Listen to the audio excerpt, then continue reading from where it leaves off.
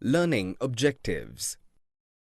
After completing this module, learners will be able to explain new forms of imperial art, recall the history of painting, distinguish between Indian art and Western art, discuss the development of Indian art, explain the art of Raja Ravi Varma, enlist the different visions of national art. New forms of imperial art. New art forms, styles, materials, and techniques were introduced during colonial rule, which were adapted by Indian artists for local patrons and markets in both elite and popular circles. The changes were seen primarily on paintings and printmaking. In 18th century, a stream of European artists came to India accompanied by the British traders and rulers. The main feature of the European painting was realism. Oil painting was also introduced in India by the European artists.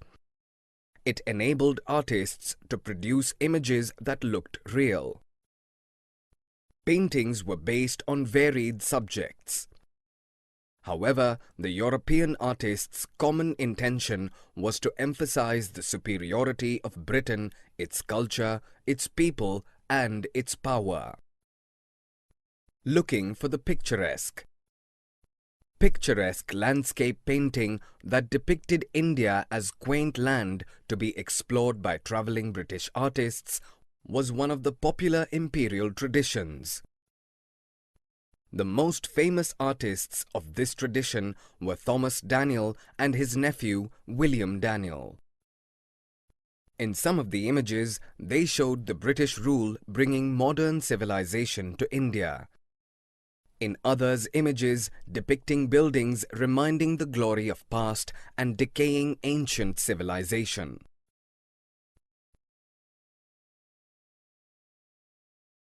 Portraits of authority.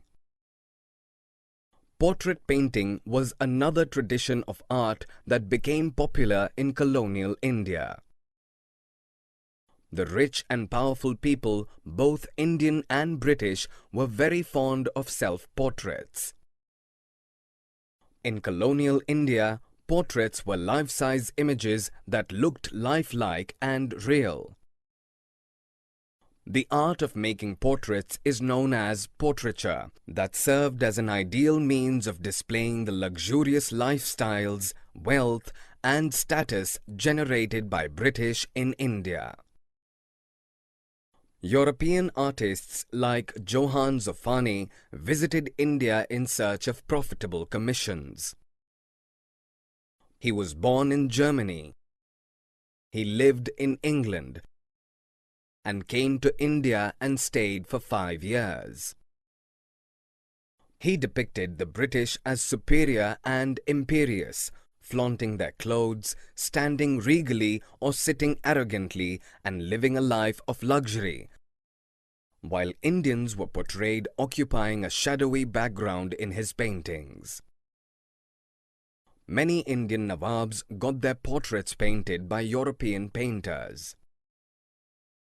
Nawab Muhammad Ali Khan of Arcot commissioned 2 European artists, Tilly Kettle and George Willison, to paint his portraits and gifted these paintings to the King of England and the directors of East India Company.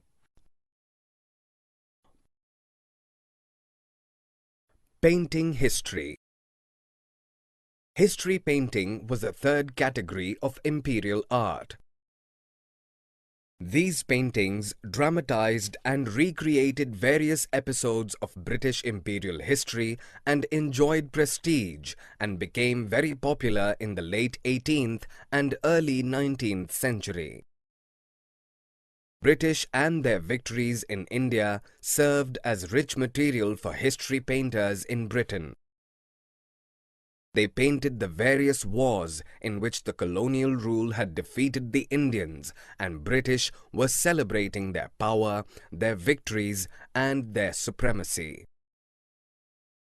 The first painting of history was produced by Francis Hayman in 1762. When the British defeated the Indian army of Nawab Sirajuddaulah in the Battle of Plessis and made Mir Jafar the Nawab of Murshidabad. The painting shows Mir Jafar welcoming Lord Clive. Robert Kerr Potter painted the defeat of Tipu Sultan of Mysore in 1799 at the famous Battle of Seringapatam. It is a painting full of action and energy. The painting dramatizes the event and glorified the British triumph. Imperial history paintings were created as a public memory of imperial triumph to show that the British were invincible and powerful.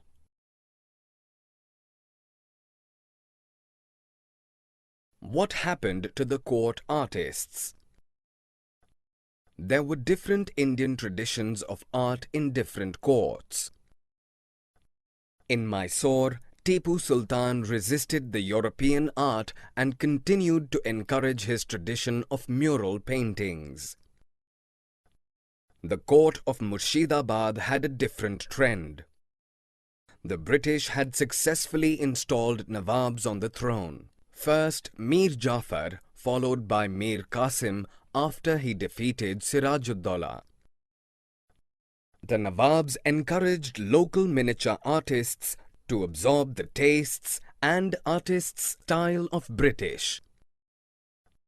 The local artists of Murshidabad began to adopt the elements of European realism.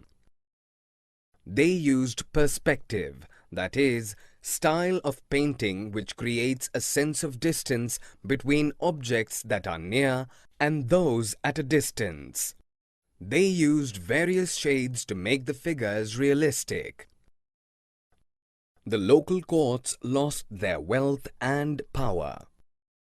They could not support and pay the painters because of the establishment of British power in local courts. Local painters produced a huge number of images of local plants and animals, historical buildings and monuments, festivals, etc. And these pictures were collected by the East India Company officials and were known as company paintings. The new popular Indian art. A new world of popular art developed in 19th century in many of the cities in India. Scroll painting was developed by local villagers called potters or potters. Kalighat, a temple in Bengal, was expanding as a commercial and administrative center. Mythological themes were the main art forms for the scroll painters, producing images of gods and goddesses. Kalighat painters began to use shading to give them a rounded form to make images look like three-dimensional, but were not realistic and lifelike.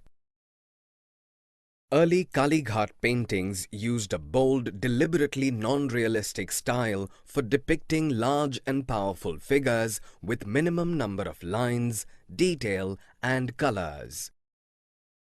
The Kalighat pictures were printed in large numbers and sold in the market.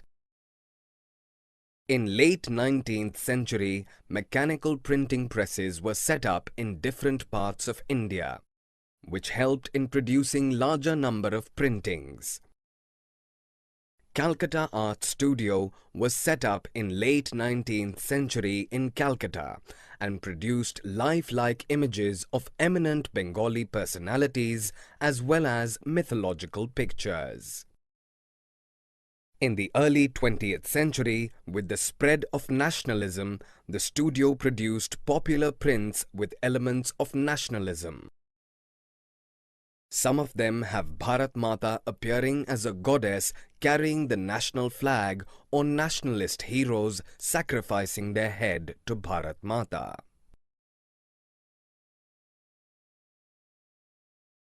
The search for a national art. The impact of religions, culture, and the spirit of nationalism on art was strongly visible by the end of the 19th century. Both modern and Indian style mixture were developed by many painters. The art of Raja Ravi Varma. The first artists who tried to combine modern and national style was Raja Ravi Varma. Raja Ravi Varma was from the family of the Maharaja of Travancore in Kerala. Raja Ravi Varma was a master in the Western art of oil painting and realistic life study, but he mostly painted themes from Indian mythology. He mainly painted scenes from the Ramayana and the Mahabharata. On the outskirts of Bombay, Raja Ravi Varma had set up a picture production team and printing press. A different vision of national art. A new group of nationalist artists in Bengal gathered around Abanindranath Tagore, the nephew of Rabindranath Tagore.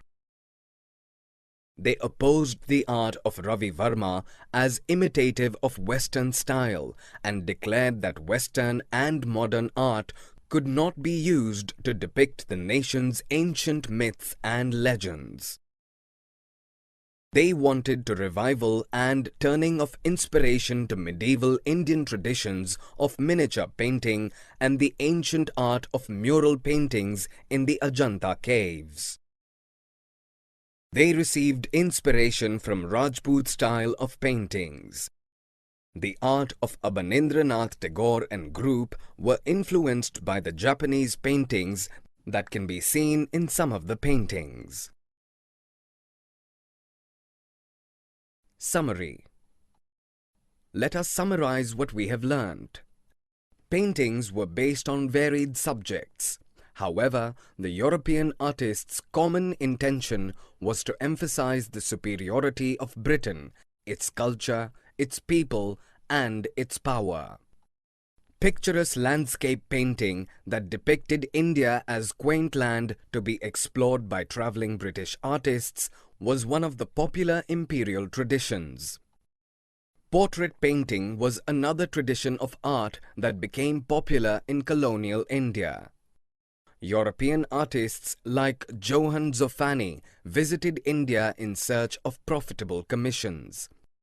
He was born in Germany, migrated to England, and came in India and stayed for 5 years. History painting was a third category of imperial art. These paintings dramatized and recreated various episodes of British imperial history and enjoyed prestige and became very popular in the late 18th and early 19th century. Robert Kerr Potter painted the defeat of Tipu Sultan of Mysore in 1799 at the famous Battle of Seringapatam. It is a painting full of action and energy. The painting dramatizes the event and glorified the British triumph. The local artists of Murshidabad began to adopt the elements of European realism. They used perspective, that is, style of painting which creates a sense of distance between objects that are near and those at a distance. They used various shades to make the figures realistic. Raja Ravi Varma was one of the first artists who tried to combine modern and national style.